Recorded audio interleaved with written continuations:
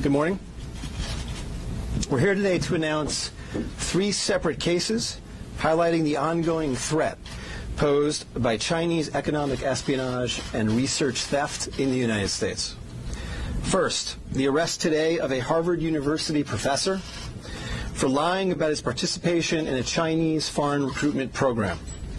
Second, this morning we have unsealed a separate indictment of a Chinese national working as a scientific researcher at Boston University who failed to mention on her visa application that she is also a lieutenant with the People's Liberation Army. Finally, this office has indicted another Chinese national for trying to smuggle vials of biological material out of the United States to China and lying about it to federal investigators.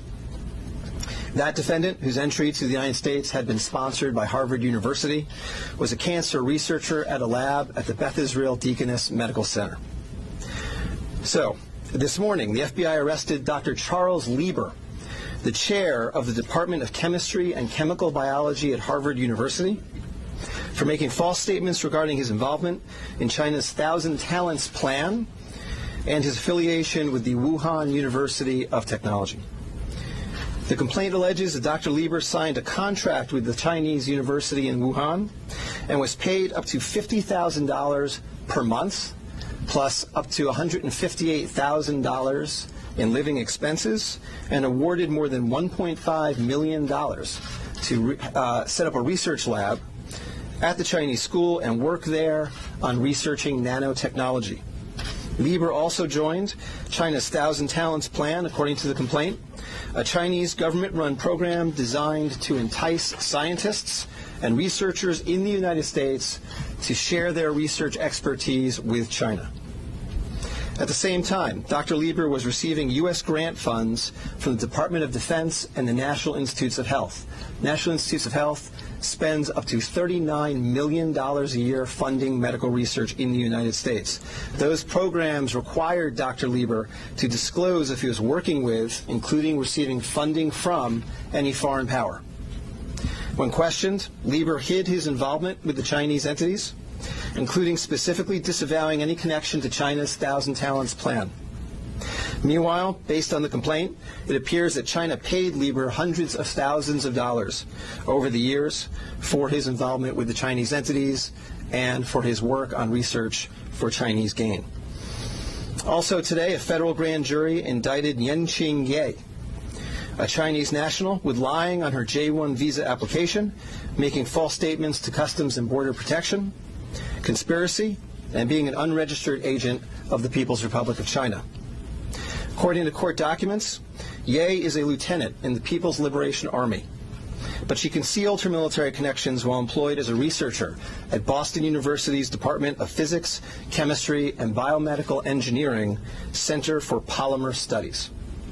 The indictment alleges that a colonel in the People's Liberation Army and other military officers from the Chinese National University of Defense Technology gave Ye numerous assignments while she was in the United States, such as conducting research, assessing U.S. military websites, and sending documents and information back to China. In April 2019, Ye was questioned by customs officers at Logan Airport on her way to China. According to the indictment, she lied about her involvement with Chinese military projects. A border search of her electronic devices showed that Ye had compiled information for the People's Liberation Army about 2 U.S. residents with expertise in robotics and computer science. Lastly, last week this office indicted Zheng Xiaozhang, a Chinese national sponsored by Harvard University who was doing cancer research at the Beth Israel Deaconess Medical Center. Zheng was charged with attempting to smuggle to Beijing vials of biological material, along with other research materials that he had stolen from the lab at the Beth Israel, where Zheng was working on cancer cell research. Before he boarded his flight, customs officers discovered 21 vials of biological material in a sock in his baggage. When confronted by the officers, Zheng initially lied and said he was not traveling with any biological or research materials. Chemistry, nanotechnology, polymer studies, robotics, computer science, biomedical research. This is not an accident or a coincidence. This is a small sample of China's ongoing campaign to siphon off American technology and know-how for Chinese gain. Recently, Attorney General Barr referred to China as this country's primary rival. Similarly, FBI Director Chris Wray recently told Congress that right now there is no country that poses a greater counterintelligence threat to the United States than China. Through the use of not only traditional intelligence officers, but academics, researchers, its own private citizens, China is engaged in a massive, long-term campaign to steal U.S. research and technology for its own uses. As demonstrated by these cases, on the academic side, the Chinese government uses partnerships and exchanges with U.S. schools and research institutions to access cutting-edge research and equipment. Obviously, most visiting Chinese academics and researchers are here to work in good faith in U.S. institutions, but some of them are not. Some number have been incentivized by the Chinese government, either through the use of money or other means, to gather U.S. research and smuggle it back to China. Because of the sheer scope of this threat, a year ago, the Attorney General created the China Initiative at the U.S. Department of Justice, designed to prioritize and aggressively prosecute Chinese economic espionage and theft of intellectual property. The cases we are announcing today are part of that effort. Boston is an especially attractive target for this kind of exploitation, and universities and research institutions and tech companies in this area must become sensitized to this threat. Our community benefits greatly from the diversity and talent of international visitors and our partnerships with foreign institutions, especially research institutions.